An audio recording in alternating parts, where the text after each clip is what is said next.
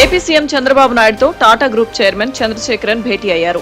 రాష్ట్రంలో పారిశ్రామిక అభివృద్ధి, స్వర్ణాంధ్రప్రదేశ్ విజన్ 2047 రూపకల్పన అంశాలపై చర్చించారు. పారిశ్రామిక అభివృద్ధికి సూచనలు, సలహాలు ఇచ్చేందుకు, ప్రణాళికలు అందించేందుకు ప్రత్యేక టాస్క్ ఫోర్స్ ఏర్పాటు చేయనుంది ఏపీ ప్రభుత్వం. దేశంలో పేరున్న పారిశ్రామికవేత్తలు, ఆయా రంగాల నిపుణులతో ఏర్పాటు కానుంది టాస్క్ ఫోర్స్. సీఎం చైర్మన్ గా టాటా గ్రూప్ చైర్మన్ చంద్రశేఖరన్, కో చైర్మన్ గా టాస్క్ ఫోర్స్ ఏర్పాటు కానుంది. పారిశ్రామిక అభివృద్ధికి చేపట్టాల్సిన చర్యలపై పనిచేయనుంది టాస్క్ ఫోర్స్. అమరావతిలో సీఐఐ భాగస్వామ్యంతో state of centre for global leadership సంస్థ ఏర్పాటుకు నిర్ణయం తీసుకుంది.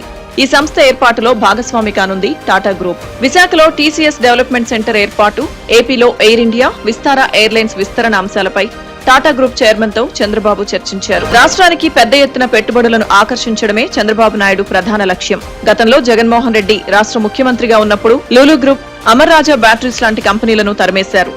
వాటా